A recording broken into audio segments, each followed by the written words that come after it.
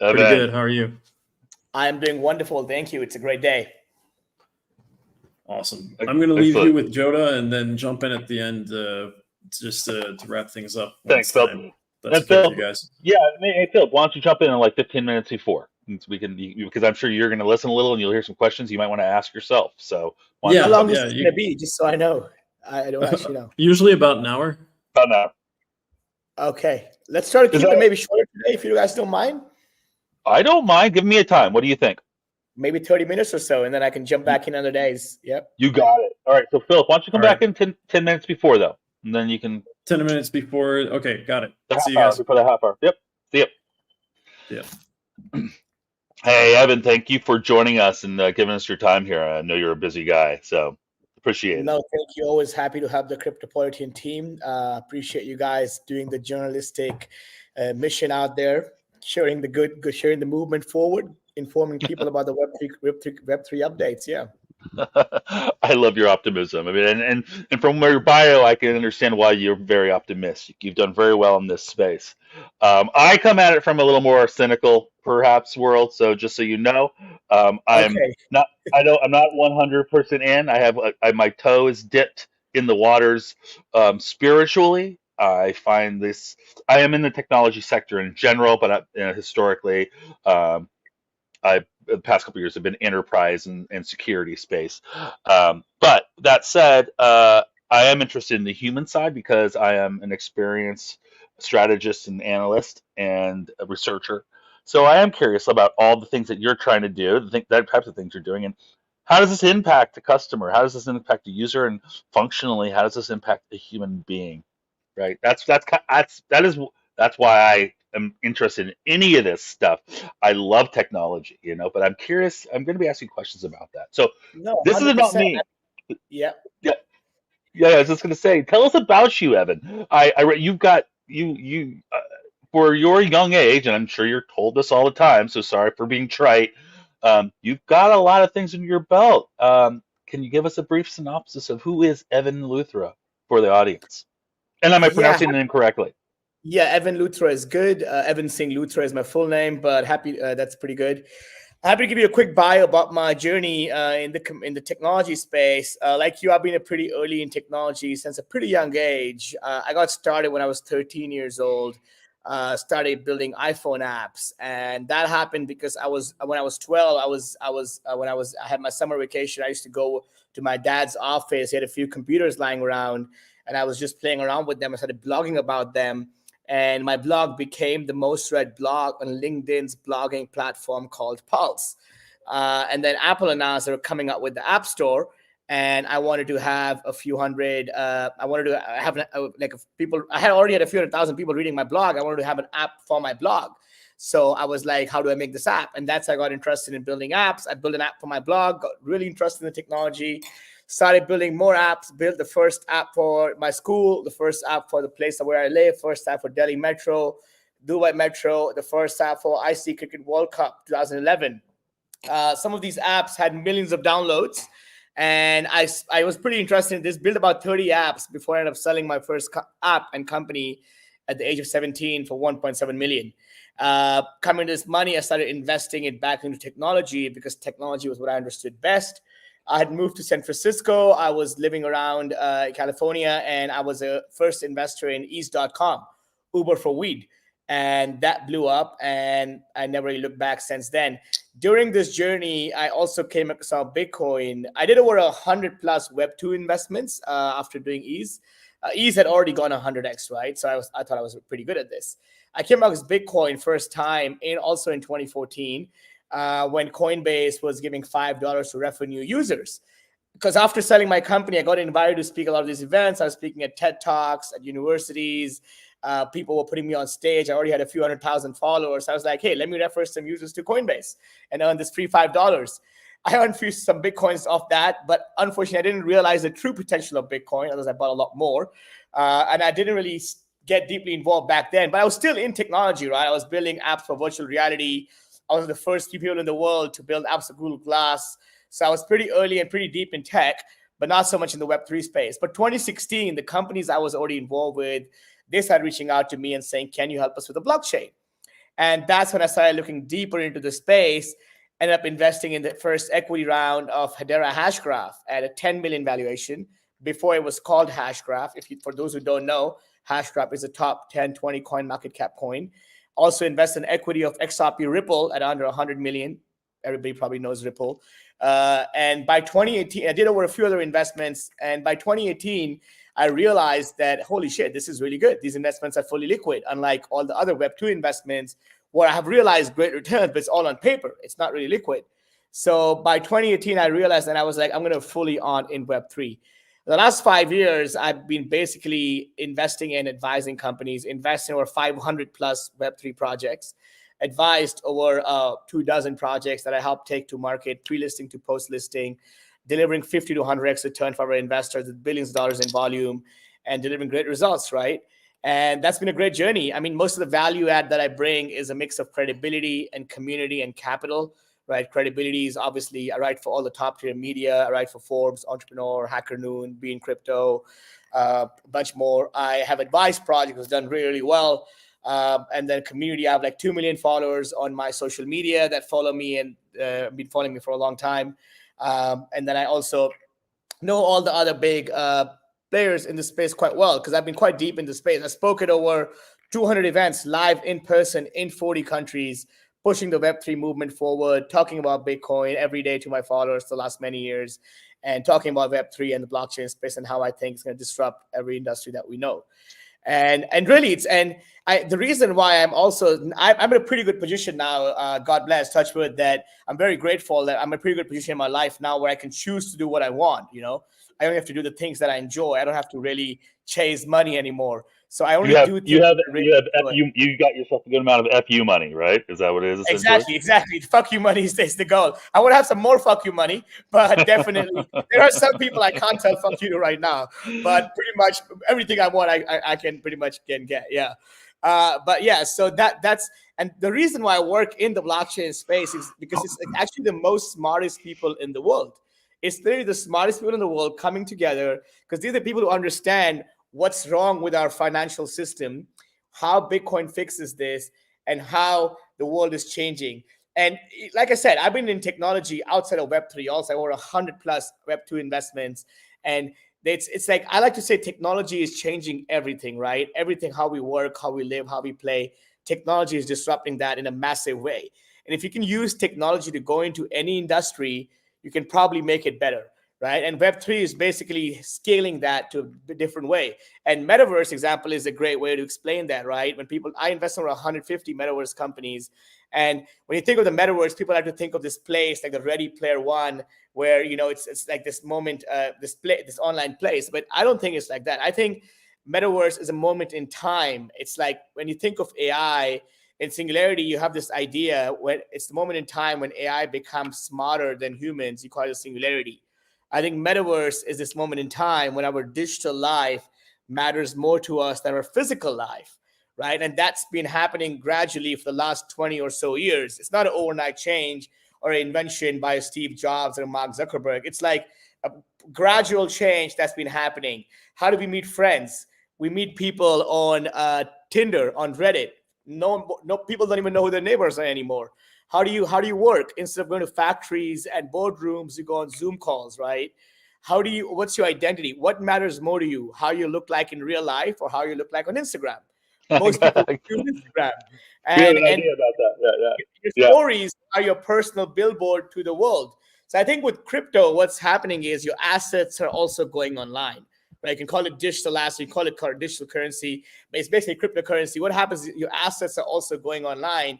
And when that happens, that's the moment in time when you're living in the metaverse. 100% of our attention used to be on the physical world.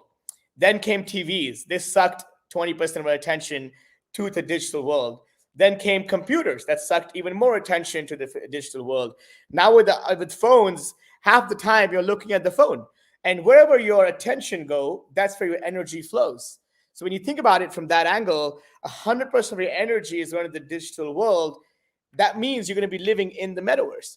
And that's what is really, really exciting for me, and what cryptocurrency and Web3 is really enabling is this idea of people living in the metaverse, this idea of people living in the digital world. enabled by cryptocurrencies. And I think it's very exciting where we are going from that. And I think people like you and me, actually, I mean, I like I said, I'm very grateful that I'm very blessed to be in this position.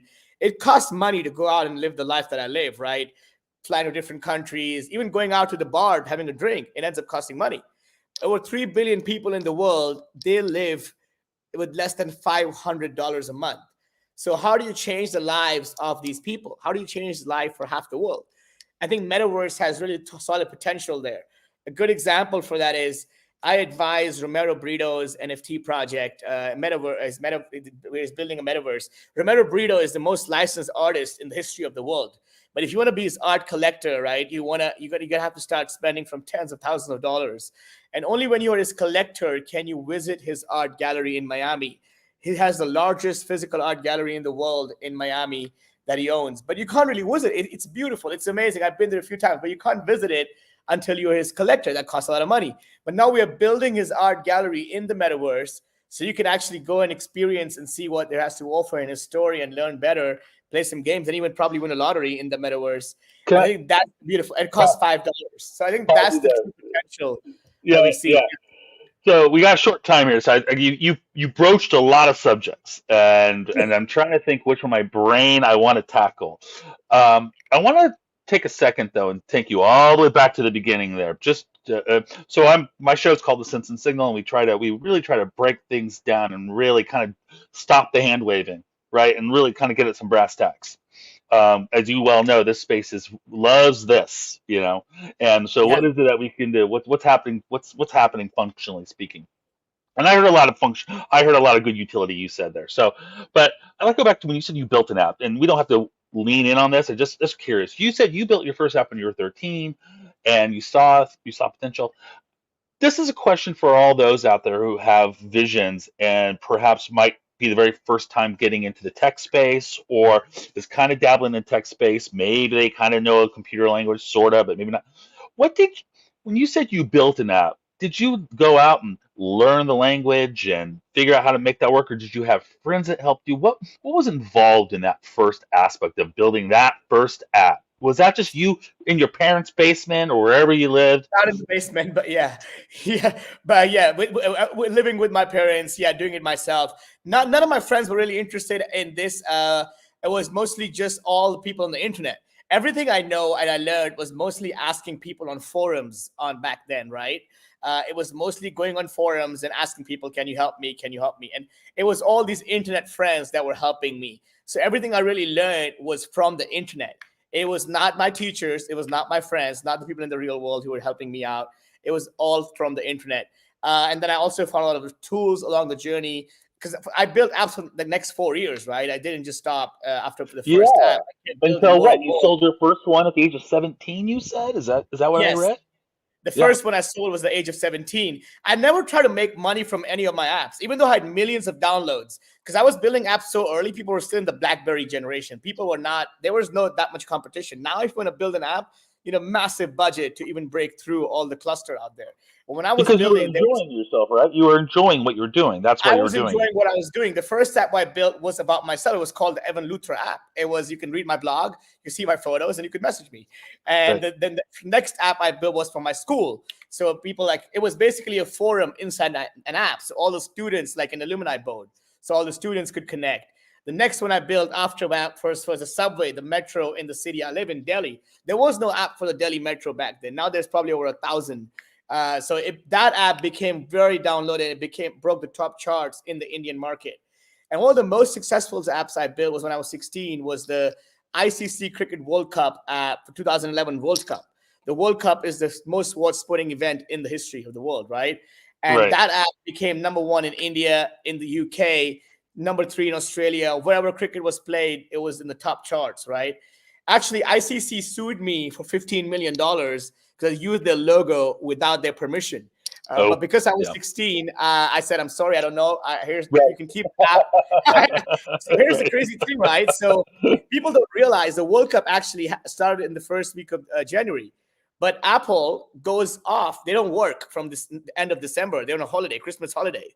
And every app you want to publish, you need to go through an approval process by Apple. You can't go and hit publish. It has to be approved.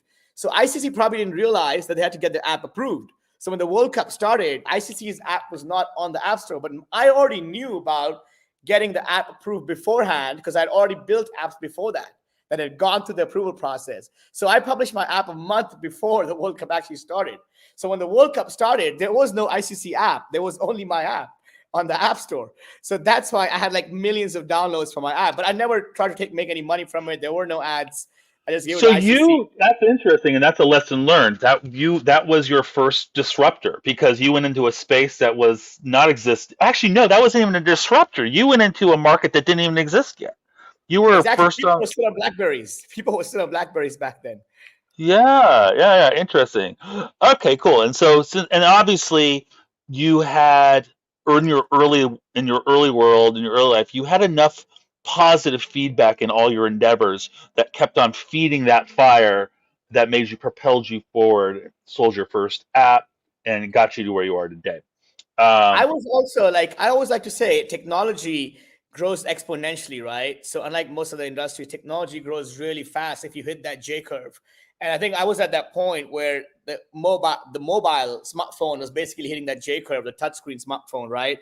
And I was getting so much validation. Everything I was building, I was getting so much validation. It was being used by so many people. It was great. Right. I was always a curious person. So it just kept that fire going. And that's how, even in the Web3 space now, I'm so fully deeply immersed, because I really believe that there's so many ways to give power back to the people, right? And that's exciting about it. Let's delve in then that. I have a question about a future version of a class system based upon this technology. I want to get your thoughts on that, but I want to ask you to set the ground rules for that one. Tell me and tell the audience, and again, some of these questions are so basic, but we're still asking these questions. What's Web 2 and what's Web 3, and is there a Web 4? But really, what's Web 2 and 3? Why is there a difference, and why does it even matter? So for what, you gotta also understand Web 1 to understand the whole journey, right? So Web 1 is the first era when we had so there's three. Right now we talk about Web 1, Web 2, and Web 3. Web 1 is the consumption era, when we just had access to the internet, so you could consume content that was being put out there by the brands and by the businesses. That was the Web 1 era. So the first days of the internet, right? A lot of content consumption, a lot of sites where you could go. Then Web 2 came around. We turned into forums and blogs, and now influencers, like people creating content, a lot of creators creating content. How did TikTok grow? How did Instagram grow? People creating content, the users. So that was the era of content creation. Web 3 is the era of content ownership, where you actually own what you create. So you went from consumption to creation to ownership. That's Web 3 for you. Now we have a way where you actually have a Web 3 wallet and you can actually own things. Like, for example, even the basic idea of social media. Right now, if you post something on Instagram or Facebook, it's Facebook's content, it's Instagram's content. But if you look at the Web3 social media products, the tweet or the message is yours. It's an NFT on the blockchain. What are NFTs? It's digital ownership. That's what NFTs are. They signify ownership, an asset on the blockchain, right? That's what is exciting. But a Web3 company is different from Web2 companies. The users actually own a stake in the company, right? The people have an upside when that protocol or when that project grows, because they can hold those tokens, and those tokens are how the protocol is governed or how the protocol is run. So I think that's the big difference that people see here.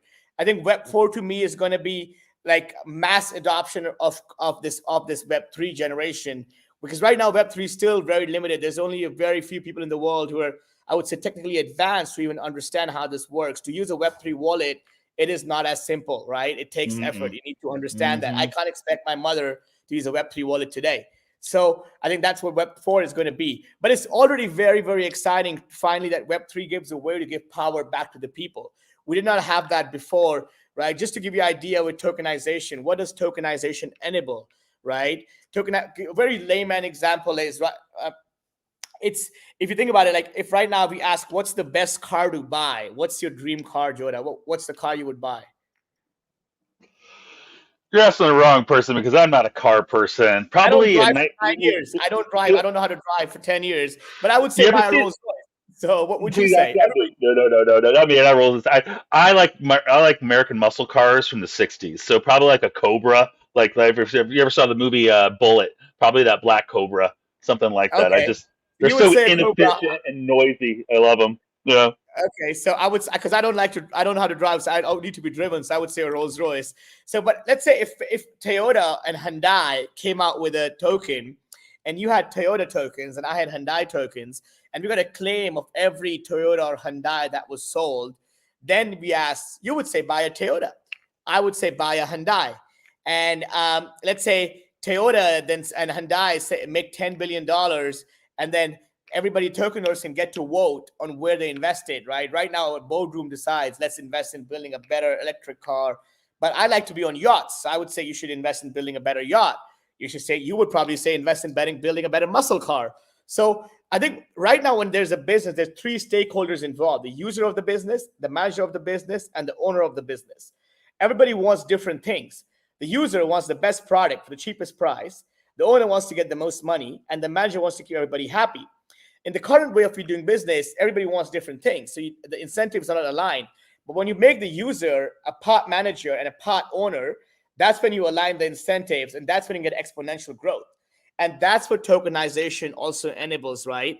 If you become part owner and part manager of Toyota, and I become a part owner and part manager of Hyundai, those companies would grow a lot faster than the Rolls Royce or the All right, let me Cobras. pause you there. So we've had this though, right? I mean, this is what the stock market Not supposedly really. does, Not right? it tried to do it. The stock market is rigged to benefit people like me, people who already have money. People Look, I agree. I'm not saying that the stock market isn't rigged, but functionally speaking, it's supposed to do what you're saying it's supposed to do, though, right? So I can buy. Bitcoin is functionally speaking a better form of currency. It's not like we don't have currency already. Bitcoin gives Okay. power back to people. Okay, you got to understand, why do we even need Bitcoin? Why do we need banks? Why do we need governments? We need banks and governments because 3 centuries ago, people started doing business with people outside of their regions, and that's where they started putting banks to enable this trade. Somebody from India wants to do business with somebody from the US. That's what the bank enabled. But what happened over the last few decades is that the banks and the governments became really corrupt. So it's like now they don't really serve the common man. I could go into any bank and I would get a loan quite easily, but my driver, my chef, they're not going to get a loan. They're not being served. They're not a public servant anymore.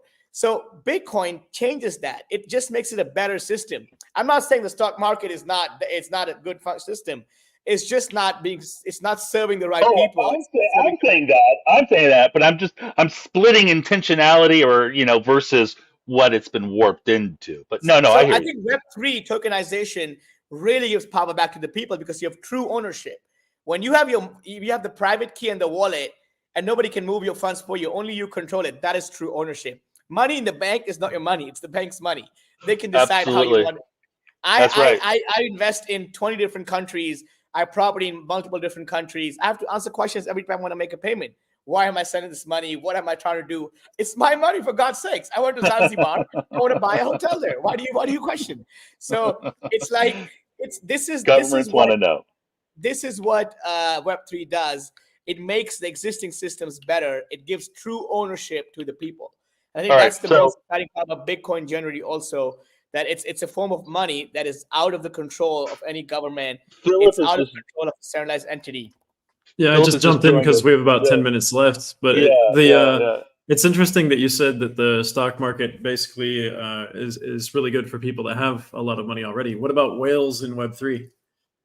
Well, I mean, like I said, any industry that comes out and tries to make better, there's going to be people who try to take advantage of it, right? You can't stop that. Yeah. But we're not going to go from a centralized world to decentralized overnight. It's a gradual change, centralized to semi-centralized, and eventually decentralized.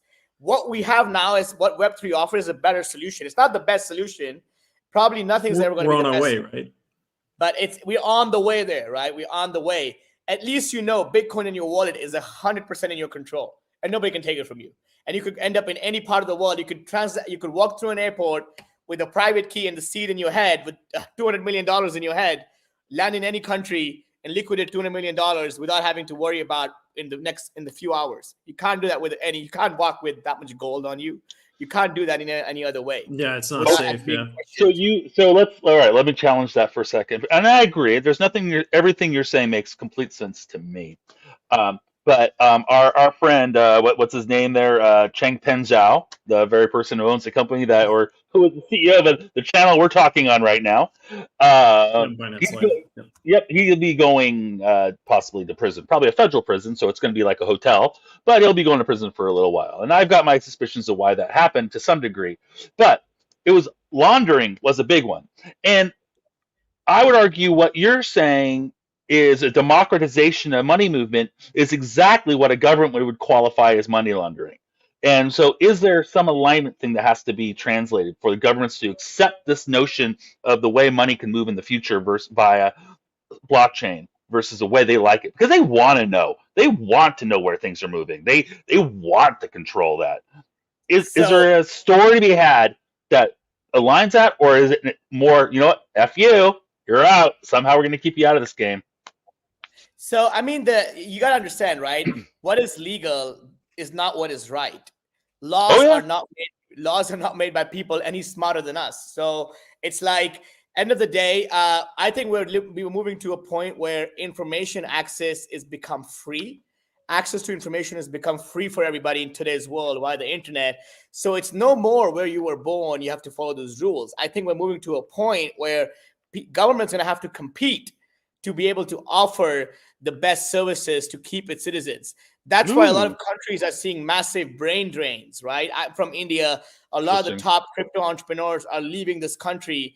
I myself have surrendered my Indian passport, and now I'm a citizen of St. Kitts and Nevis. Why am I did that? Because I feel that government is treating me better than the other government. So yes, we're gonna go through a lot of chaos and migration in the next few decades. Because wait, Evan, you just mentioned a country I have never heard of before. Just so you know.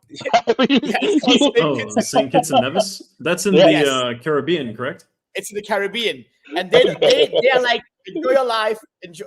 We don't care too much. Just do right and take care of people, right? That's what they say. So I like that mindset a lot more than like, tell me everything you're doing, tell me what you want to buy. So it's like I'd rather support them. So it's like that's what I prefer, and I chose that. So I'm still very Indian at heart, right? I'm in India right now. It's the Indian New Year. I was just here. I have all my family here, but as I took the different passport and help do what I want. So I think we're going to see a lot of governments. I was in El Salvador. I landed there. I paid the visa fee with Bitcoin. I paid my Pizza Hut with Bitcoin. I paid my hotel with Bitcoin. That country, everywhere Bitcoin is accepted, right? So they have already welcomed it, and that's why they're seeing a lot of development. There's a lot of the smartest people in the world going there to set up shop because they like this. They like the idea of being able to work with the government that is forward thinking. So I think most governments really have to question themselves. Are they really serving the public with their laws? Because I don't think that is happening. US dollar is used to do the most amount of money laundering in the world. So it's not like Binance helped make terrorism happen. They are like a small drop in the bucket of overall what's really happened, right? So I that's what I think. Like, yes, governments will try to control, but with the way the Bitcoin works, I think it's out of their control. And let's be clear, Bitcoin is not anonymous. It's fully transparent. So it's actually a better system because if you know somebody's wallet, you can see every transaction they have done since the beginning of time, right? Well, since the beginning of Bitcoin, the ledger, basically. So it's like, it's even a better system. You can control the level of transparency, right? I want to show my medical records to the hospital. I can do it. I don't want to show it. I can take that access back. I think with DeFi, there is so much innovation happening right now. You can control the level of privacy, and you as a user should have that control. Not somebody else deciding for you. That's what I believe in. I think the user should have the full control, and that's the best part about it. So I think we are definitely moving towards where governments will have to compete, and the best governments will win at the end. Fascinating.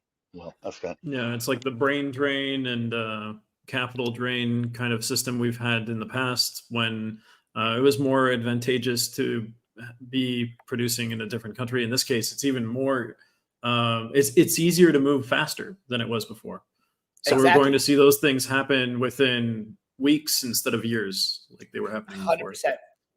Yeah. Well, Evan, it's been great talking to you. I think we're coming up to the end of that half hour. We'd love to have you back, talk to more. I've got about 20 other questions I want to ask you, none of which I got to, but I really appreciated this conversation, man. Real quick, is that a Chihuly behind you? I don't know, the glasswork or no? This one you mean? Yeah. No, this is done in Mexico. So I have a Casa NFT in Mexico. This was done by a glass maker in Mexico. Okay. I have a lot of art. This is a Casa, like even this also done in Mexico. You can see my BAYC there. This is actually nice. He looks a little bored. I think he looks a little bored, but yeah. So I started art from Mexico. I also live in Mexico. I also like the Mexican government quite a bit. They also like enjoy your life, do what, chill on the beach. That's they have right. elections coming up soon, don't they? Good Yeah, life. they do. Yeah, I like the Latin culture myself, and it's probably my favorite food. It's just shy. I don't know. It goes between Indian and Mexican.